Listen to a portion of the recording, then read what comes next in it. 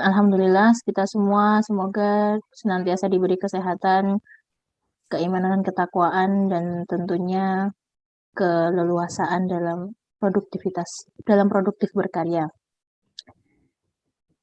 Untuk memulai pagi yang cerah ini, marilah kita buka acara pada pagi hari ini dengan bacaan surat Al-Fatihah dengan harapan semoga acara berlangsung lancar dan kita semua mendapatkan manfaat atas apa yang kita selenggarakan pada pagi hari ini. Al-Fatihah.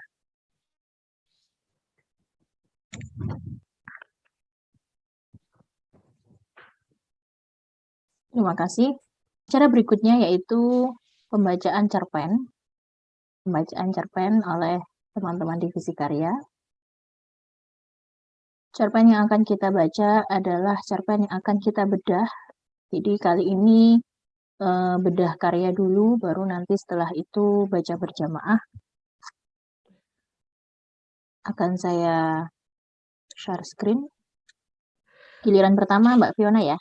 Iya. Oke, silakan. Sudah bisa terbaca? Udah. Oke. Bismillahirrahmanirrahim. Laki-laki pemanggul goni oleh Budi Dharma. Setiap kali akan sembahyang, sebelum sempat menggelar sajadah untuk sembahyang, Karmain selalu ditarik oleh kekuatan luar biasa besar untuk mendekati jendela, membuka sedikit kordennya dan mengintip ke bawah, ke jalan besar, dari apartemennya di lantai 9, untuk menyaksikan laki-laki pemanggul goni menembakkan matanya ke arah matanya. Tidak tergantung apakah fajar, tengah hari, sore, senja, malam, ataupun selepas tengah malam, mata laki-laki pemanggul goni selalu menyala-nyala, bagaikan mata kucing di malam hari, dan selalu memancarkan hasrat besar untuk menghancurkan. Tubuh laki-laki pemanggul goni tidak besar, tidak juga kecil, dan tidak tinggi namun juga tidak pendek. Sementara goni yang dipanggulnya selamanya tampak berat. Entah apa isinya. Pada waktu sepi, laki-laki pemanggul goni pasti berdiri di tengah jalan, dan pada waktu jalan ramai, pasti laki-laki pemanggul goni berdiri di trotoar, tidak jauh dari semak-semak.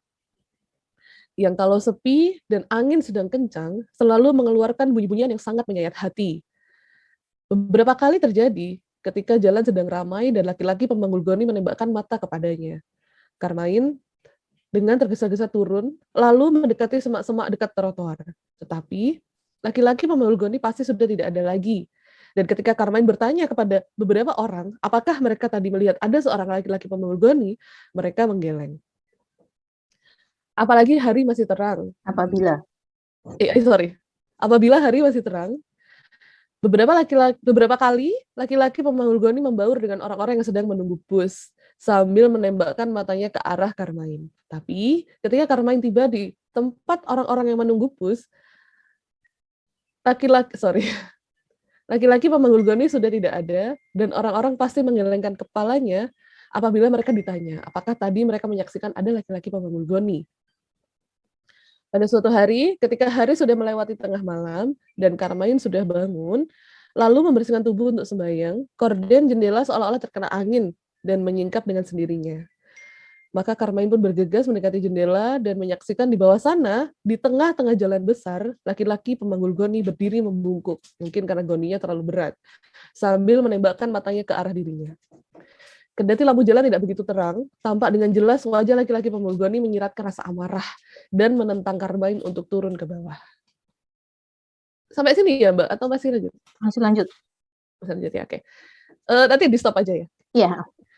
Karena sudah terbiasa menyaksikan laki-laki pemanggul goni bertingkah dengan lembut, karena sudah terbiasa menyaksikan laki-laki pemanggul goni bertingkah dengan lembut, Karmain berkata, "Wahai laki-laki pemanggul goni, mengapakah kau tidak naik saja dan ikut bersembahyang bersama saya?" Kendati jarak antara jendela di lantai 9 dan jalan besar di bawah sana cukup jauh, tampak laki-laki pemanggul goni mendengar ajakan lembut Karmain. Wajah laki-laki pemanggul goni tampak berkerut-kerut marah dan matanya makin tajam, makin menyala dan makin mengancam. "Baiklah, laki-laki pemanggul goni, kalau kau tak sudi naik dan sembahyang bersama saya, tunggulah saya di bawah. Saya akan sembahyang dulu. Sejak saya masih kecil sampai dengan saatnya ibu saya akan meninggal, ibu saya selalu mengingatkan saya untuk sembahyang dengan teratur 5 kali sehari. Fajar sembahyang 1 kali, itulah sembahyang subuh. Tengah hari sembahyang 1 kali, itulah sembahyang luhur. Sore 1 kali, itulah sembahyang asar. Senja 1 kali, itulah sembahyang maghrib. Malam 1 kali, itulah sembahyang isya. 5 kali sehari. Dan kalau perlu, 6 kali sehari. Tambahan sekali setelah saya bangun lewat tengah malam dan akan tidur lagi. Itulah sembahyang tahajud. Dan kamu selalu mengawasi saya, seolah-olah kamu tidak tahu apa yang patut aku lakukan dan apa yang tidak patut aku lakukan. Dengan tenang, Karmain menutup korden. Namun, karena sekonyong-konyong angin bertiup keras, korden menyingkap kembali. Laki-laki pemanggul goni tetap berdiri di tengah jalan, tetap menampakkan wajah penuh kerut menandakan kemarahan besar, dan tetap menembakkan matanya dengan nyala mengancam. Di sebelah sana, dekat trotoar di sebelah sana, semak-semak bergoyang keras tertimpa angin dan mengirimkan bunyi-bunyi yang benar-benar menyayat hati. Oke, terima kasih Mbak Fiona. Saya lanjutkan ya. Ya. Karmain melayangkan pandangannya ke depan, ke gugusan apartemen-apartemen besar, dan tampaklah semua lampu di apartemen sudah padam, sejak beberapa jam yang lalu. Lampu yang masih menyala hanyalah lampu-lampu di gang-gang yang menghubungkan apartemen-apartemen itu. Sementara lampu merah di tiang tinggi di sebelah sana itu berkedip-kedip seperti biasa. Seperti biasa menjelang hari menjadi gelap, atau mendung, atau hujan lebat. Seperti biasa pula, lampu di tengah pemberhentian bus menyala. Sebetulnya terang, tetapi tampak redup. Selebihnya sepi, kecuali angin yang tetap menderu-deru. Karmain pindah ke kamar lain, yang korden jendelanya ternyata juga terbuka. Kemudian melihat jauh ke sana. Di sana itu ada laut.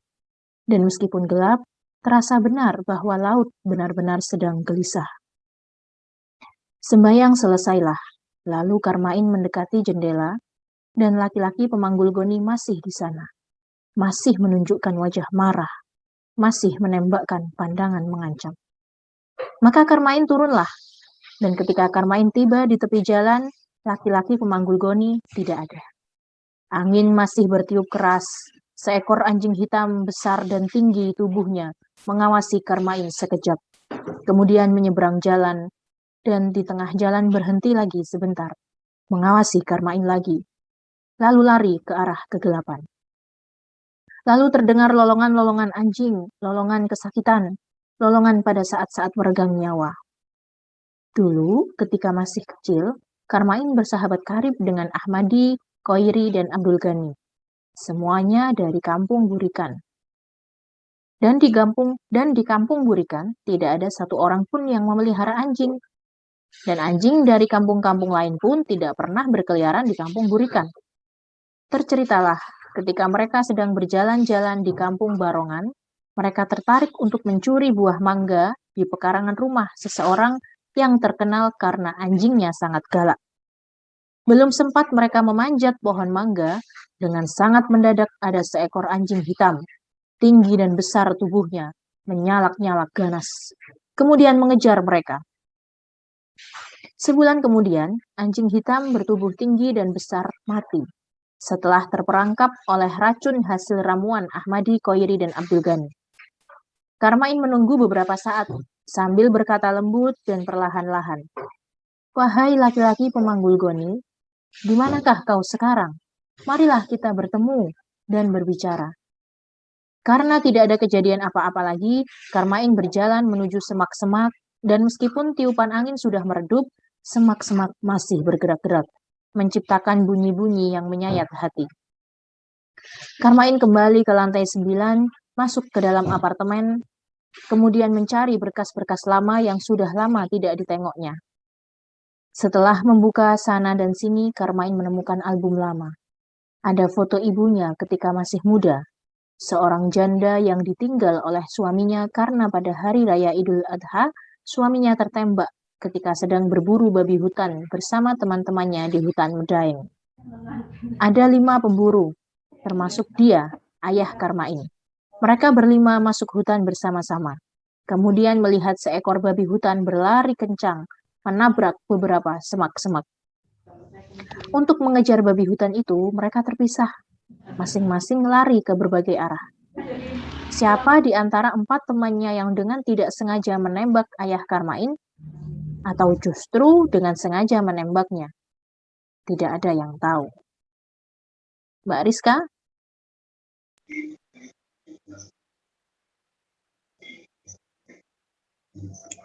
Carmine terpaku pada foto ibunya sampai lama. Kemudian, tanpa sadar dia terisak-isak. Dulu ibunya pernah bercerita bahwa pada waktu tertentu akan ada laki-laki pemanggul goni. Mengunjungi orang-orang berdosa, pekerjaan laki-laki pemanggul goni adalah mencabut nyawa, kemudian memasukkan nyawa korbannya ke dalam goni. Ibunya juga bercerita, beberapa hari sebelum suaminya tertembak, pada tengah malam laki-laki pemanggul goni datang, mengetuk-ngetuk pintu, kemudian pergi tanpa meninggalkan jejak. Pada hari Idul Adha, kata ibu bermain dahulu. Sebelum ayahnya pergi berburu, Tuhan menguji kesetiaan Nabi Ibrahim, anaknya. Ismail harus disembelih oleh ayahnya, oleh Nabi Ibrahim sendiri. Carmine tertidur dan ketika terbangun waktu sembahyang fajar untuk tiba. Dan setelah Carmine membersihkan tubuh, siap untuk sembahyang. Korden jendela menyikap lagi.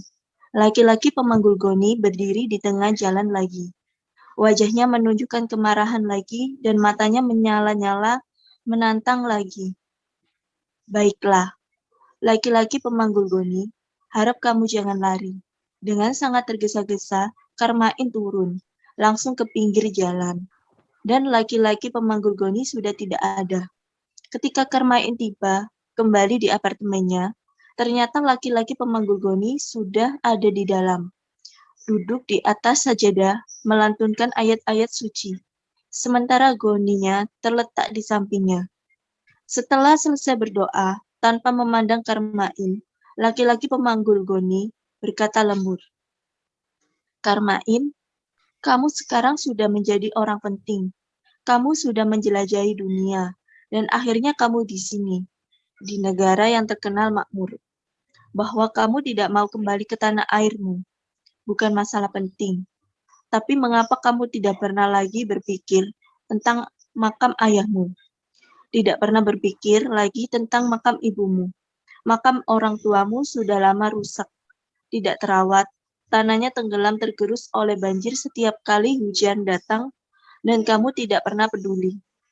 Laki-laki pemanggul goni berhenti sebentar, kemudian bertanya, apakah kamu beserta sahabat-sahabatmu, Ahmadi, Koiri, dan Abdul Goni, pernah tersesat di hutan Gunung Muria?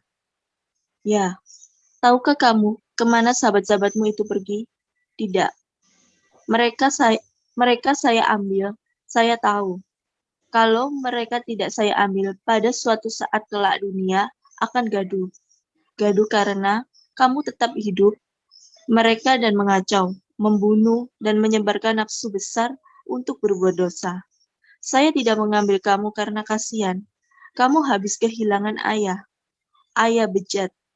Pada saat seharusnya dia di masjid, bersembayang, dan kemudian membantu orang-orang menyembelih kambing. Ayahmu berkeliaran di hutan, bukan untuk menyembelih kambing, tapi mengejar-ngejar babi hutan. Untuk dibunuh, ingatlah, pada hari Idul Adha, ketika Nabi Ibrahim sedang menyembelih anaknya sendiri, Ismail datang keajaiban. Bukan Ismail yang disembelih, tapi kambing. Oke, terima kasih Mbak Rizka. Silakan Mbak Fiona. Ini ya, awal paragrafnya ini loh, berhenti sebentar gitu maksudnya. Silakan Mbak Aku Fi. kira oke, literally ya, oke. Ah, Oke. Berhenti sebentar, kemudian laki-laki pemanggul dengan nada menuduh, apakah benar ketika kamu masih remaja, kamu menjadi penabuh beduk masjid kampung Burikan? Setiap saat sembahyang tiba, 5 kali sehari kamu menabuh beduk mengingatkan semua orang untuk sembahyang. Carmine ingat, ketika masih umurnya memasuki masa remaja, dia bercita-cita, kelak kalau sudah dewasa, dia akan memiliki gedung bioskop. Maka dengan caranya sendiri, dia menciptakan bioskop-bioskopan. Kertas tipis dia gunting, dia bentuk menjadi orang-orangan. Lalu dengan tekun dia membuat roda kecil dari kayu, Orang-orangan dari kertas tipis dia ikat pada benang, benang ditempelkan pada roda kayu. Lalu dia memasang kertas minyak, menutup semua jendela supaya gelap, menyalakan lilin, menggerak-gerakan orang-orangan. Dari balik kertas minyak terpantulah bayangan orang-orangan. Mereka berlari, berkejar-kejaran, dan saling membunuh seperti yang terjadi pada tontonan wayang kulit. Demikianlah. Pada suatu hari, ketika sedang asyik-asyiknya bermain bioskop-bioskopan, tiba-tiba Carmine ingat waktu untuk menabuh beduk sudah tiba. Maka berlarilah dia ke masjid, meninggalkan kertas-kertas tipis berserakan di lantai. Seorang anak kampung Burikan pula, Amin namanya, telah datang terlebih dahulu dan telah menabuh beduk. Setelah selesai sembahyang, Carmine dan beberapa orang pulang. Dalam perjalanan pulang itulah, mereka melihat asap hitam pekat membumbung ke langit. Udara pun menjadi luar biasa panas. Hampir seperempat rumah di kampung Burikan terbakar. Dan 2 laki-laki lumpuh meninggal, terjebak oleh kobaran-kobaran api. Carmine, kata laki-laki pemanggul goni sambil menunduk. Janganlah kamu pura-pura tidak tahu. Kamu lari ke masjid, sementara lilin masih menyala. Sunyi senyap. Dan laki-laki pemanggul goni tetap tertunduk. Wahai laki-laki pemanggul goni, kata Carmine setelah terdiam agak lama. Ibu saya dulu pernah berkata, ada laki-laki pemanggul goni yang sebenarnya, ada pula pemanggul goni yang sebetulnya setan, dan menyamar sebagai laki-laki pemanggul goni. Laki-laki pemanggul goni tersengat, kemudian memandang tajam ke arah Carmine. Wajahnya penuh kerut-kerut menandakan rasa amarah yang besar, dan matanya benar-benar merah, benar-benar ganas, dan benar-benar menantang. Setelah membisikkan doa singkat, Carmine berkata lagi, bagaimana kamu bisa tahu, wahai laki-laki pemanggul goni, bahwa kelak Ahmadi, Khairi, dan Abdul Ghani akan menyebarkan dosa yang membuat orang-orang tersesat. Laki-laki pemanggul goni dengan kerut-kerut wajahnya dan nyala matanya dengan nada ganas berkata, hanya sayalah yang tahu apa yang akan terjadi seandainya mereka saya biarkan hidup. Wahai laki-laki pemanggul goni, hanya Nabi Khidirlah yang tahu apakah seorang anak kelak akan menciptakan dosa-dosa besar atau tidak. Apakah kamu tidak ingat? Nabi Khidir menenggelamkan perahu seorang anak muda yang tampan. Nabi Khidir tahu kalau anak tampan ini akan menjadi pengacau dunia. Dan Nabi Khidir pun mempunyai hak untuk menghancur leburkan sebuah rumah mewah. Sebuah rumah mewah yang dihuni oleh seorang bayi yang kelak akan membahayakan dunia. Dan Carmine ingat benar, dulu menjelang kebakaran hebat melanda kampung Burikan, kata beberapa orang saksi, laki-laki pemanggul goni datang. Lalu, kata beberapa saksi pula, laki-laki pemanggul goni masuk ke rumah Carmine, kemudian bergegas-gegas keluar dan melemparkan bola-bola api ke rumah Carmine. Dan setelah api berkobar-kobar ganas menjilati sebagian rumah di kampung Burikan, beberapa orang dari kampung Burikan dan kampung Barongan sempat melihat laki-laki pemanggul goni melarikan diri di antara lidah-lidah api yang makin membesar. Baik, terima kasih teman-teman dari Divisi Karya, terutama Kak Fiona dan Kak Rizka, telah bersedia membacakan cerpen. Ada satu yang terlupa tadi di awal, seharusnya kita mengirimkan bacaan surat Al-Fatihah kepada almarhum Bapak Budi Dharma, karena kalau dihitung dari hitungan Jawa itu pas nanti malam itu pas 40 harinya beliau. Jadi wafatnya tanggal 21 bulan Agustus. Itu kalau dihitung dengan hitungan Jawa, itu insya Allah pas nanti malam atau enggak besok itu pas 40 harinya. Oleh karena itu, kepada teman-teman FLP Surabaya, terutama yang hadir, mari kita kirimkan hadiah Al-Fatihah kepada beliau, Bapak Budi Dharma. Semoga dilapangkan kuburnya, dilancarkan hisabnya, dan apa yang telah beliau torehkan, apa yang telah beliau tuliskan, ilmu yang beliau tinggalkan dapat bermanfaat kepada kita-kita semua sebagai penerusnya, insya Allah. Al-Fatihah.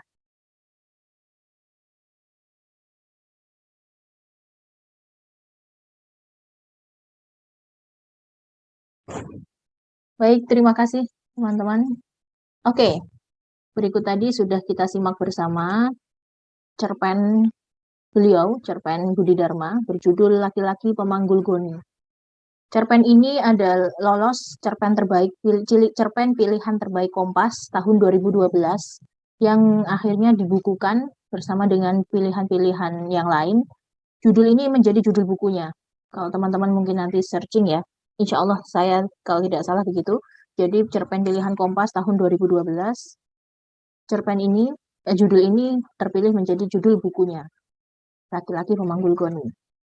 Untuk membuka diskusi pada pagi hari ini, seperti biasa, seperti halnya kita membedah karya teman-teman FLP Surabaya sendiri, kali ini saya terlebih dahulu mempersilakan kepada teman-teman, barangkali ada yang mau menyampaikan satu dua hal tentang cerpen ini. Tidak harus analisis secara dengan menggunakan teori-teori cerpen yang sudah ada, tapi bisa sharing bagaimana perasaan kalian atau bagaimana apa yang terbersit di dalam kepala atau hati kalian ketika pertama kali atau beberapa kali membaca cerpen ini. Silakan. Siapa yang mau lebih dulu? Aku. Aku. Bunda Habib dulu. Mbak Hamim, silakan Mbak Hamim. Iya.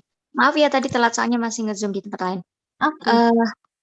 Jujur sebenarnya aku baru baca yang pertama karena kemarin belum sempat baca, tapi mendengar yang kalian bacakan itu ada hal-hal yang aku coba.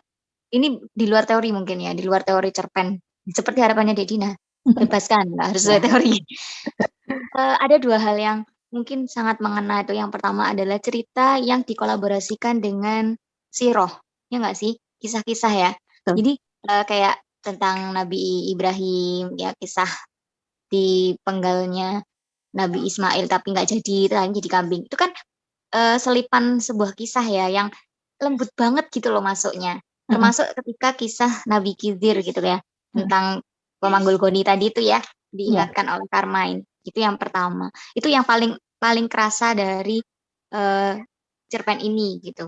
Nggak tahu sih teman-teman yang lain. Kalau dari aku teknya di cerpen ini tuh di situ. Mungkin kalau fiksi-fiksi yang lain itu kan rata-rata memang ini ya fiksi gitu, imajinasi. Ini enggak gitu. Kayak oh iya ya ada kaitannya dengan ini kayak gitu. Terus yang kedua adalah diksi. Apa memang karena wajar ya kalau misalnya dia itu jadi pilihan apa ya istilahnya, pilihan terbaik ya tadi katanya 2012. Karena aku merasa diksinya kuat banget gitu. Diksinya kuat banget dan korelasi dan koherensi antar kata itu dapat. Apa karena aku tipe orang yang nggak memperhatikan itu. Jadi ketika dapat tulisan yang kayak gitu tuh rasanya kayak kok keren banget sih milih diksinya. gitu. Diksi-diksi yang dipakai itu kayak mungkin tidak terlalu familiar tapi juga aku pernah dengar sih. Makanya jadi kalau mau dikaitkan tuh kalimatnya gini ya gitu. Itu sih kalau aku deh waktu mendengar ya, menyimak teman-teman membaca tadi gitu. Apalagi pas Mbak Fiona yang baca gitu ya. Gitu. Suaranya lembut gitu, kerasa banget. Wah. Waduh, lembut. Gitu. Bunda saja. Kalau Dek Dina yang baca berasa baca puisi soalnya. Beda lagi dengan penulis novel gitu kan ya. Ya Dek Rizka ya. Gaya bacanya beda-beda tapi karena novel cerpennya kuat jadi nggak ada beda gitu. Tetap feel-nya dapet. Nah itu yang bikin kok keren sih cerpennya. Ya wajar lah insyaallah. Itu deh kalau dari aku sih gitu. Oke, terima kasih Mbak Hamim. Ini komentar awal yang sangat luar biasa karena langsung menyadarkan kita. Mengingatkan bahwa di dalam FLP itu kan prinsipnya menulis sebagai jalan dakwah ya. Ini salah satu cara beliau dengan sangat lembut dengan menyisipkan sirah gitu kata Mbak Hamim tadi. Terima kasih Mbak Hamim. Berikutnya Mbak Fiona, silakan. Kayaknya udah diambil Bunda Hamim semua sih. Belum. Berdua.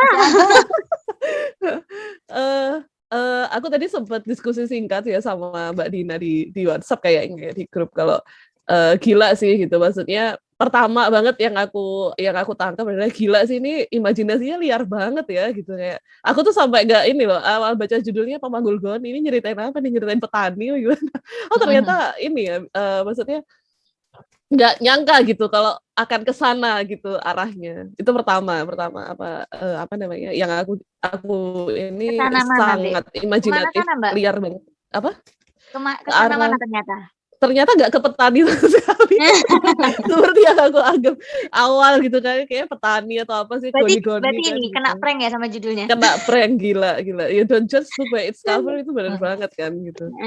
Itu pertama. Terus terus oke, terus yang kedua twistnya itu gila sih, aku kayak wow, ini awalnya kita kayak digiring ke apa ya, Carmine ini laki-laki baik-baik gitu ya, yang sholat 5 waktu bahkan tahajud dan dia sangat menyayangi ibunya dan lain-lain, tapi at the end wow, itu kayak sebuah twist yang aku tuh nggak nyangka kalau ternyata apa ya, ternyata dia ini apa punya punya what is it, masa lalu, bukan punya sebuah rahasia yang dia kayak kalau misalnya itu diungkapkan, oh ternyata nggak sebaik itu ya gitu. Jadi kayaknya dari sini Pak Budi Dharma mau ngingetin kita gitu kalau Karmain itu kita sebenarnya gitu. Yang itu Karmain itu sebenarnya kita orangnya yang aku loh apa namanya seakan-akan baik gitu ya, seakan-akan orang ngelihatnya baik ya, dia sholat ya gitu, tapi kita semua punya rahasia gitu, dan kita semua punya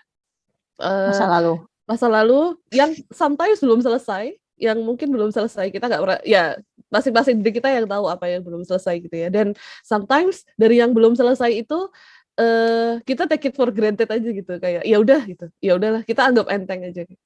It's not a big deal, but turns out itu big deals gitu ya. Itu sesuatu yang mesti kita pikirkan banget karena oh wow, ternyata ada hubungannya loh, kalau ternyata hidup tuh ada hubungannya gitu.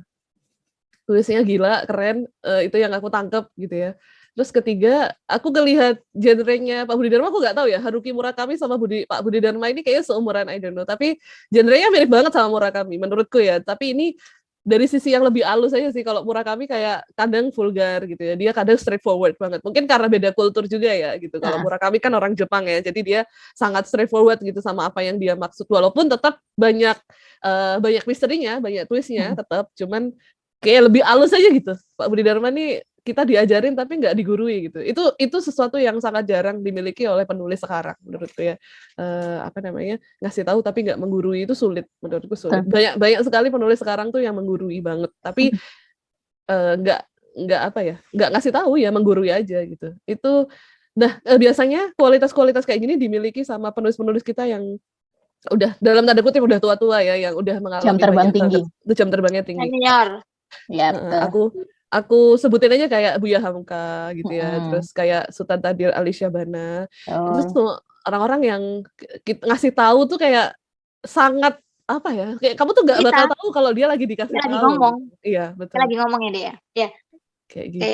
Kayak diomongin gitu. Kayak ngomong biasa tapi kita yang akhirnya ketemu. Padahal itu dinasehatin gitu ya. Iya. Tapi halus banget. Halus banget sih.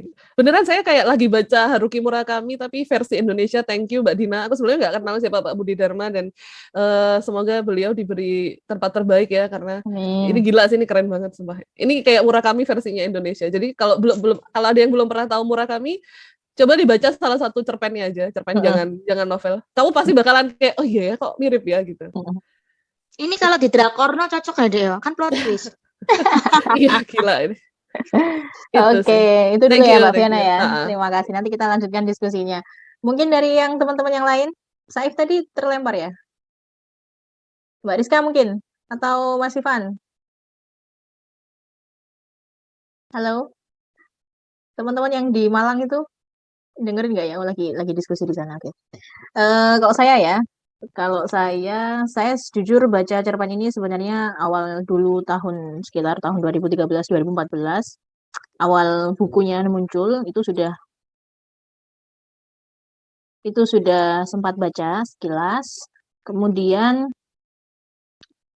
agak lama udah nggak begitu mengikuti beliau lagi, tapi lebih ke mengikuti personalnya. Jadi kayak karena sama-sama di Surabaya, mulai aktif di FLP, kemudian bisa mengikuti beliau acara bedah buku atau seminar atau workshop dan lain sebagainya, karena lagi-lagi karena beliau sudah cukup senior, sehingga tapi itu tidak membuat beliau terhalang untuk membagikan ilmu. Itu yang sangat keren ya dari Pak Budi Dharma.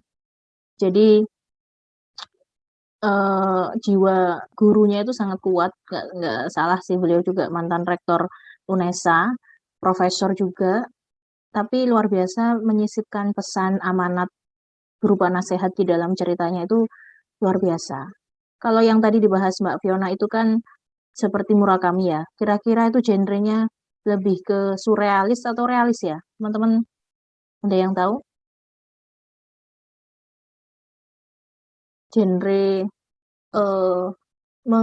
menciptakan tokoh atau konflik dari sesuatu yang penuh makna, sesuatu yang satir gitu loh. Kalau seingat saya itu surrealis, jadi kayak ala-alanya Seno Gumira gitu. Ya ala-alanya cerpen Kompas lah. Kalau teman-teman sudah cukup banyak membaca cerpen Kompas, itu rata-rata seperti ini. Jadi membuat satu kisah, membuat satu adegan atau karakter tokoh itu dibuat seabsurd mungkin sehingga pembaca itu sangat berpikir keras untuk menemukan makna yang diinginkan oleh penulis. Itu ya. Oke, Ivan, saya menyimak saja. Mbak Rizka, aku nggak bisa berkata-kata karena bagus. Mau dikupas dari masing-masing unsur intrinsik? Mungkin bisa dibantu Mbak Hamim atau Mbak Rizka. Unsur intrinsik yang pertama ada tema. Temanya apa kira-kira ini, teman-teman? Tema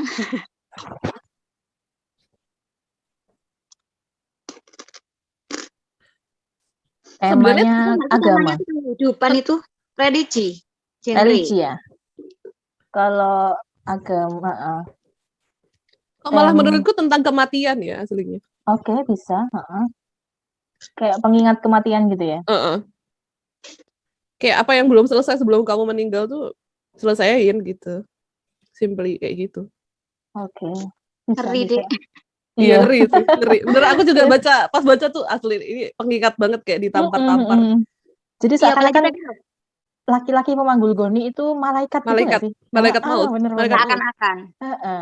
Jadi dia Yang tuh tadi loh, kalau kita ingat mati, kita akan selalu terbayang itu di mana-mana. Meskipun dia di lantai apartemen lantai 9, ngelihat ke bawah kelihatan.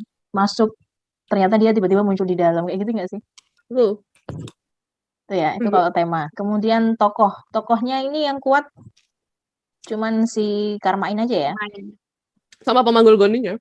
Kalian sadar nggak kira-kira pemilihan nama Karmain itu dari mana?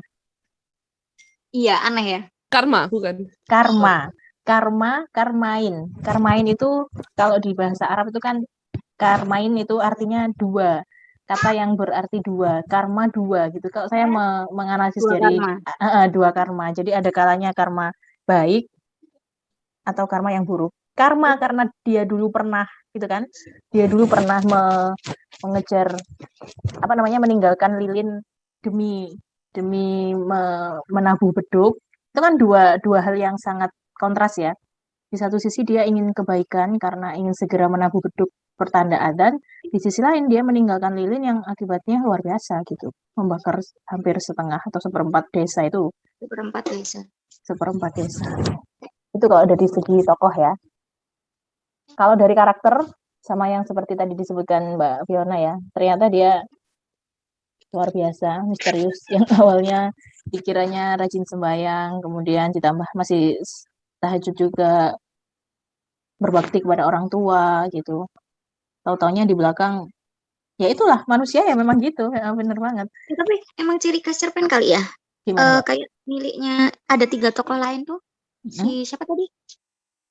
Ada 3 tokoh lain yang Teman-temannya temennya itu, itu loh. Ahmadi, Temennya. Itu kan nggak Koiri, Ahmadi, Abdul Ghani, Koiri, Abdul Ghani itu kan nggak kuat ya. Maksudnya enggak, nggak ditonjolin gitu loh. Apa memang kalau tak pikir-pikir, oh iya ya, emang cerpen itu meskipun tokohnya banyak tetap aja gitu tokoh utama yang paling kuat karakternya dalam arti benar. ditonjolin banget gitu loh. Kalaupun memang di situ ada dialognya, rasanya tuh kayak sebagai bumbu aja gitu. Iya nggak sih? Iya benar. Jadi si 3 tokoh temannya itu memang hanya sekedar pelengkap bahwa mereka sebagai masa kecilnya si Karmain Pernah ada di kehidupannya Karma. pernah ada di kehidupannya, turut membantu menciptakan karakter si Karmain sebenarnya sih, meskipun nggak Makanya kuat. sebenarnya betul-betul gitu ya memang ya cerpen tuh. Kadang aku jujur ya sampai sekarang tuh kayak bingung gitu caranya menentukan. Karena kalau misalnya tokohnya cuma satu itu rasanya kayak sedikit-sedikitan. Masa cerita tentang dirinya apa gitu kan ya? Tapi kalau kebanyakan nanti Bingung. kayak novel, tapi ternyata menyimak cerpennya ini aku jadi berpikir boleh ternyata gitu loh, boleh gitu. Cuman ya itu tadi nggak harus ditonjolkan dia seperti ini, dia seperti itu. Kalau di novel kan sampai fisiknya gitu kan ya deskripsinya tokoh lain gitu. Kalau di sini aku lihat oh kemunculan tokoh malah mendukung tokoh utama gitu. Ya Gitu. itu berarti bisa kita simpulkan nih karakternya cerpen Mbak ya. Jadi kita fokus pada satu tokoh, ya 1, 2 atau 3 lah, nggak lebih dari 3 lah kira-kira. Karena kalau ini kan kita lihat konfliknya kan lebih ke konflik dalam ya, Diri maksudnya konflik sendiri. batin gitu ya. Konflik batinnya si Si tokoh Carmine. utama, si Carmine itu. Adapun cerita tentang 3 temannya dulu, kemudian masa lalu meninggalnya ayahnya, itu sebagai pembentuk karakter. Lagi-lagi kembali ke itulah, ada cerita itu dulu yang akhirnya membuat si Carmine sekarang jadi gini gitu ya. Setuju. Setuju banget. Tapi aku masih belum dapat feel settingnya. Setting. Setting Iya nggak yang sih? tempat atau waktu? Dua-duanya kayaknya ya. Aku belum dapat. Kalau suasana kayaknya mungkin masih lah. Masih Suasananya kelihatan dari lumayan lah. sakit. Gitu. Tapi kalau setting tempat dan waktu aku mungkin karena aku terlalu orangnya non fiksi ya, jadi pengennya lihat tugas gitu. Oh, kayak namanya desa itu kayak gini gitu kan ya. Kalau suasana malam tuh gelap, kan logis banget ya. Istilahnya kan beda dengan orang-orang imajinatif gitu. Nah, kalau menyimak cerpen ini kayaknya aku nggak bisa meraba itu gitu. Apa memang dari pihak si penulis sendiri juga tidak terlalu menonjolkan, hanya bilang aja kalau ini di desa Budikan, cuman gitu. Tapi dia nggak menyebutin Budikan itu di mana, terus bagaimana kondisi masyarakat itu loh. Ini nggak sih? Nggak detail gitu. Kalau aku kemarin sempat ikut salah satu sarasehan atau apa ya, seminar yang membahas tentang Budi Dharma dan karya-karyanya. Beliau tuh sebenarnya setting banget, maksudnya kontekstual gitu loh. Cerita cerpen dan novelnya tuh kontekstual banget. Yang terakhir, bukan terakhir sih, yang sempat ramai orang-orang Bloomington. Orang-orang Bloomington itu menceritakan kehidupan di sana, di Bloomington, di Amerika. Tapi kemudian ada beberapa cerpen juga yang settingnya di Surabaya. Jadi beliau itu sebenarnya banyak banget di Surabaya. Beliau sangat cinta dengan Surabaya. Meskipun tidak lahir di Surabaya, tapi besar dan berkarir, berkiprah sampai akhir hayat juga di Surabaya. Nah, kalau saya mau mengomentari yang cerpen ini tadi kan ada 11 Jalan Medaeng. Sebenarnya yang nangkep di Surabayanya cuma Medaeng, itu pun udah Sidoarjo ya Medaeng itu. Udah sepanjang. Perbatasan. Gak jelas dia itu. Bilangnya Surabaya, tapi Surabaya itu kan masuk Sidoarjo. Tapi diklaim Surabaya, ya nggak sih? Emang ada Medaengnya ya? Nggak tahu malahan. Ada Jalan Medaeng tadi itu. Kalau kita misalkan telusuri lagi setting-setting tempatnya, kalau aku pribadi yang paham di dunia nyatanya ada cuma Jalan Medaeng. Kalau Burikan sama apa tadi satunya ya? Barongan. Itu kayaknya aku nggak tahu di mana ada. Tapi di Surabaya ada nggak, Mbak ya? Kayaknya nggak ada deh. Apa? Barongan. Burikan. Oh, nggak ada kayaknya. Kalau dari namanya itu kayak di Kalimantan, somewhere Sumatera menurutku, di luar pulau. Atau mungkin itu kayak sebuah nama desa yang kayak Barongan. Barongan itu kan semacam desa yang rodok-rodok, bukan desa, tapi suasana tempat yang barongan. Iya, barongan pring-pring ngono kuwi, Mbak. Pring-pring gitu. Jadi semacam mistis dan atau mungkin maksudnya itu gitu loh. Bisa jadi kan dia settingnya memang kalau menyimak tadi Dek Dina bilang orang ini kontekstual loh Mbak sebenarnya. Oh, mungkin cara beliau untuk menyajikan itu lewat nama. Jadi benar. Lewat nama. Karena kemarin tuh aku sempat ikut kelasnya Kang Ali di ini ya, di kelas cerita anak itu. Ini juga penamaan tokoh gitu ya, penyebutan desa itu sangat sudah berpengaruh. Sangat pengaruh banget gitu. Karena beliau tuh kemarin memberi contoh di kelas cerna itu benar-benar nyata ada, tapi pakai nama yang itu tuh simbol gitu. Dan ternyata orang yang paham, mungkin kayak Dina tadi, Medaeng kan ada, aku sebagai orang Surabaya kayak gitu kan ya. Nah, orang yang saat itu tuh pakai Labuan Bajo, apa gitu, yang itu tuh nama danau gitu, yang di sana desanya subur bla bla bla. Ternyata rupanya memang maksudnya Kang Ali membuat setting itu dengan nama gitu, bukan suasananya gini, tempatnya jauh gini, nggak kayak gitu, tapi pakai nama. Oh, mungkin maksudnya itu gitu. Jadi barusan aku nangkap juga, oh orangnya kontekstual, berarti salah nih penafsiranku. Karena aku nggak bisa nangkep ya, karena aku nggak paham gitu kan di sini. Jadi tapi tadi itu pas waktunya jelasin Jalan Medaeng itu tempat di mana ayahnya dulu tertembak. Jadi kan kita bisa membayangkan, sedangkan Medaeng sekarang kan jauh berbeda. Sejarah, bukannya. Jadi sekarang Sejarah. Maksudnya Medaeng yang ada di ceritanya Pak Budi ini, Medaeng yang masih bentuknya hutan, di mana mereka itu apa namanya memburu babi hutan dan lain sebagainya, itulah yang ayahnya tertembak salah satu temannya itu. Ini kata Mbak Fiona, Buri kan sama kayaknya kejelekan. Buri, ya. Burik. Mbak Rizka, Burik, bukan oh, Mbak burik. Fiona. Oh, Mbak Rizka, Burik. Burik itu jelek ya? Iya. Jelek. Bisa jadi Ya, itu juga. tapi burikan itu ini bukan bahasa daerah bukan sih? Bahasa Jawa ya? Masa bahasa Jawa? Nggak tahu sih. Kayaknya bukan bahasa Jawa deh. Burik. Itu kayak orang-orang barat sana loh. Jawa Barat ya. Oh, Orang barat tadi. bahasa Jawa gitu. deh Mbak Amin, koyo Oh, berarti aku sih nggak pernah ngerti, Rek. Setauku tuh kayak orang kalau lihat apa TV gitu loh, kayak film-film yang Burik. apa? Oh, kayak sinetron bahasa gaul gitu bukan ya. Sinetron, bahasa itu loh yang kayak model tukang ojek pengkolan itu masuk apa ya? Itu kan bukan sinetron ya. Oke. Apa sih, sitkom? Sitkom kayak gitu. Kan mereka jauh lebih lokalitas lah ketimbang sinetron yang lokalitas itu kan. Yang kehidupan gak nyata itu sinetron. Masang info saja terbalik. Yang tidur masih pakai makeup ya kan. Bangun-bangun cantik anjir, dari mana nih? Bangun cantik. I wake up like this. Enggak.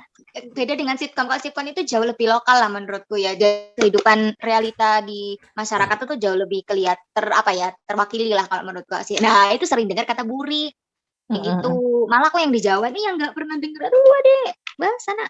Ambil nanti itu lagi, Kak. Coba dicek, Mbak Rizka, coba dicek apa burik. Ada kalimat coba di apa di KBBI coba. Ya, Mbak Fiona silakan masuk nambahin ya. Aku malah pengen highlight setting yang di set sama Pak Budi Dharma ini yang apartemen. Jadi dia jadi dia bilang dia lagi di apartemen lantai 9, ada jalan besar, ada semak-semak. Terus dia bilang terus ada di beberapa paragraf terakhir aku lupa, kamu jauh dari rumah ya, bukan masalah kamu pulangnya, tapi makam orang tuamu nggak kamu urus lain. Malah kayak bayanginnya, oh ini orang nggak punya atau nggak dari keluarga yang sangat kaya atau gimana, dia akhirnya berjuang bisa jadi sesukses itu, pergi ke luar negeri, entah karena apartemen itu sangat ini sama luar negeri ya menurutku, entah Jepang, entah mana, pokoknya luar negeri lah dia. Amerika atau ini nggak soal kamu pulang, tapi kok kamu udah nggak care lagi sih sama hal-hal kecil kayak makam orang tuamu. Itu nonjok banget buat aku ya, serius. aku sometimes nggak kepikiran sampai ke sana. Jadi pada waktu baca itu tuh kayak kena banget gitu di aku. Oh iya ya.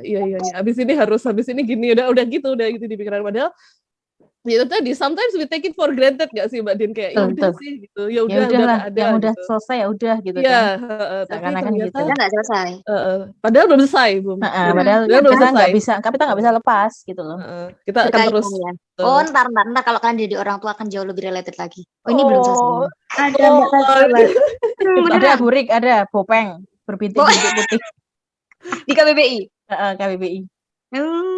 Jadi itu sih, malah menurutku setting itu yang kuat banget, karena sampai yang semak-semak kalau kena angin menyayat hati, itu menurutku yang wow, ini di mana nih? Mikirin nggak sih semak tapi menyayat hati, coba. Iya. Aku sebagai orang matematika yang kurang yang kita kurang bisa ngeh gitu. Nggak nyampe. Kurang terima secara akal kita. Gitu loh. Soalnya namanya semak-semak itu kan berisik gitu kan ya, paling nggak berisik, tapi kalau sampai menyayat hati kok bayang ya apa caranya angin itu menyebabkan semak-semak sampai menyayat hati. Tapi aku tuh pernah baca, aku lupa ya di mana, aku pernah baca, jadi memang ada tumbuhan yang kalau kena angin tuh nangis. Iya. Itu cerpennya siapa dulu ya, orang FLP kok, Bunda Nur apa ya Mbak Din? Bentar, dia mendeskripsikannya gimana? Pohon. Kalau pohon mungkin ya. Ini pohon ada gitu lubangnya. Ya, kalau ada sih. Kalau aku kurang tahu ya. Kayaknya ada sih. Coba semak. Semak itu kan semacam tanaman ilalang yang itu notabene nggak punya kayu. Kalaupun punya itu kecil ya nggak sih? Hanya semak, hanya apa ya? Hanya rumput. Dedaunan gitu kan. Dibilang menyayat hati itu rasanya kayak iki lebay nggak sih sebenarnya? Atau memang caranya? Atau memang itu cara beliau gitu untuk menunjukkan sesuatu yang ada masa lalu gitu ya, ada masa lalu itu yang belum selesai gitu, yang kata Dek Nah, itu tadi bener. gitu. Ya. Atau dari Ya sih. perspektifnya si Karmain yang emang udah sedih gitu kayak dari Emang sebelumnya. sudah sedih. Jadi dia pengen menunjukin bahwa Iya. ada masa lalu kelam yang membuat dia itu melo dan sebagainya gitu. Gitu sih. Kalau aku mungkin gitu ya. Karena Ya. jujur tadi waktu dengar pertama kali tuh kayak, hah, semak menyayat hati. Kan enggak Itu ya? akan semakin kita sadari ketika dibacakan ya, Mbak. Mungkin kemarin Heeh. waktu baca dalam hati nggak ngeh gitu, nggak sengeh ketika tadi Nah, dibacakan. betul. Itulah kenapa membaca nyaring itu menjadi hal yang menyenangkan bagi anak-anak. Iya. Terima bener. kasih Ibu Duta Red Laut. Halo Mbak Bat, selamat datang. Wah, Hai, hai Babat. Ibu Negara. Sudah nggak dinas ah? Halo Mbak, maaf ya, aku baru bangun tadi habis sholat. Allahu Akbar, anak Apa-apa Mbak, hari wedok. Minggu santai aja. Hari Oh, Minggu. Santai aja. hati-hati mertuamu ngomel-ngomel. Rizka, Belum punya mertua Mbak. catatannya udah cukup banyak. Kita kembali ke garis ya, garisnya unsur intrinsik cerpen tadi kan tema udah, tokoh udah, Udah. terus karakter udah ya, Amanat banyak ya tadi udah. amanatnya banyak. Karakternya Karmain aman, plot twist ya. Tapi sebenarnya kalau misalkan kita gambar Alur ya. Ini masuk alur apa? Campuran ya? campuran. Ini Flashback kan, sebenarnya di awal itu terus sempat flashback terus balik lagi campuran. bagi Kalau beberapa orang karakter misalkan disebutkan dalam 1-2 sifat gitu, kira-kira apa sifatnya si Karma ini? kuat nggak sih? Sebenarnya kuat, cuma kuatnya itu dari sisi yang Kuat, kemudian kuat, mungkin kuat, apa kuat. ya? Arogan enggak? Egois enggak? Itu kan sisi-sisi di mana tokohnya tuh nonjol banget ya. Egois itu kan nonjol, beda kayak rendah hati. Itu kan ketok nggak? Nonjol gitu loh. Kayak arogan, egois. Itu kan kuat sisinya, sisi karakter kuat kan, karakter kuat gitu. Dan itu harus ditunjukkan dari adegan atau sikap atau perkataan dia. Itu ya karakternya si Karma ini. Kalau karakternya yang lain nggak perlu terlalu kuat sih, nggak perlu, maksudnya cukup sebagai pemeran pembantu, figuran bener. Figuran cameo, nggak ada cameo ya. Lengkap. Kalau dari alur, alur tadi awal itu yang di apartemen tuh udah now ya. Kemudian dia menceritakan ketika dulu jadi penabuh beduk, itu berarti dia flashback ke masa kecil. Kemudian ketika berita ayahnya tertembak, itu juga udah di masa lalu. Tapi ada yang kembali ke masa sekarang lagi nggak yang di akhir-akhir itu? Yang di akhir tadi sempat dibaca itu, yang enggak ya, itu hanya menunjukkan ya. Iya, ini masih lalu ini. Menjelang kebakaran hebat itu masih yang masa lalu. Berarti dia masuk gantung nggak sih? Iya, benar. Iya nggak sih? Ya, maksudnya dia tidak menunjukkan akhir dari kehidupannya si ini. Jadi semacam endingnya tuh ending terbuka. Silahkan membaca. Ending yang dikembalikan kepada pembaca. Pikirannya pembaca. Tak pikir itu ya akhirnya dia mati gitu kan, dicabut sama laki-laki tapi ternyata enggak. Rata-rata memang untuk sebuah cerita yang plot twist itu rata-rata memang endingnya banyak terbukanya. Jadi memang diserahkan ke pembaca maunya kayak gimana. Beda dengan dongeng-dongeng yang putri dan raja akhirnya bersatu. Ini kan pembacanya dewasa ini pembacanya. Iya. Enggak sih, anak-anak juga sering plot twist kok, Dek. Oke, maksudku yang ini loh, Mbak, yang ini, yang laki-laki yang berikutnya. Enggak, maksudnya meskipun bacanya bukan dewasa loh. Sekarang tuh orang-orang udah pada keren-keren bikin cerita. Alur sudah, konflik udah ya, konflik batin ya. Konflik si Karmain dengan laki-laki pemanggul goni. Tapi laki-laki pemanggul goni itu tidak dijelaskan apakah dia sosok yang manusia atau sosok makhluk yang hanya muncul di saat Karmain berpikiran bla bla bla gitu nggak sih? Iya. Kadang aku mikir gini, jangan-jangan hanya delusi apa? Enggak sih? Iya. Aku juga mikir sendiri gitu gak sih? Iya, jadi dalam versi yang ada penyesalan, ada apa ya? Ada penyesalan dari diri dia yang nggak keluar gitu, nggak bisa dia akhiri dalam tanda kutip, akhirnya dia nggak diselesaikan itu tadi. Menjawab-tawakan itu,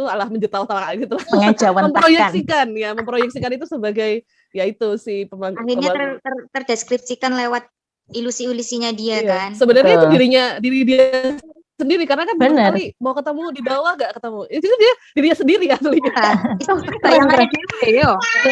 Iya. Iya. Nah, sudah. Kurang. Lu kurang apa? Wah, iya, delusi kan. Dan aku, soalnya tadi lo disebut itu Pemanggul itu ada 2, Pemanggul asli dan Pemanggul setan. Aku Iya, hebat. ya ketika yang setan itu berarti ketika dirinya sedang dirasuki nafsu jahat, nafsu yang keren banget. Kepikiran nggak sih bikin cerpen kayak gini tuh? Enggak, sama Kalau sekali Kalau gila. ada anak FLP yang Rata-rata TK-nya kita tuh kalau gini. bikin cerpen itu pasti logis gitu loh. Kalau nggak manusia ya setan kayak gitu kan jarang ya yang menunjukkan yang bikin kita kuntilanak. mikir. Ya iya sih kalau setan tuh makhluk halus yang menakutkan bla bla bla. Padahal kan sebenarnya kalau dari imajinasinya si Pak Budi ini beda gitu kan. Ya maklum lah mungkin jam terbangnya tinggi dan merenungnya panjang. Iya, dan buku bacaannya beda ya sama kita. Betul, buku bacaannya Jadi beda. penulis tuh apa yang dia baca guys beneran. Kalau dia bacanya apa ya keluarnya kayak gitu. Jadi kita tuh ya kita kayak teko, apapun yang diisi ya itu yang keluar. Mau kopi, mau susu, mau peceren. Berarti ini juga ini religius banget ya orang. Religius ya. Nah itu nilai-nilai yang dimasukkan adem banget tuh kayaknya. Kan nggak boleh kamu kamar mandi lagi adek. Udah ya, yang terakhir berarti apa namanya? Amanatnya sudah banyak sekali, kita bisa simpulkan sendiri-sendiri.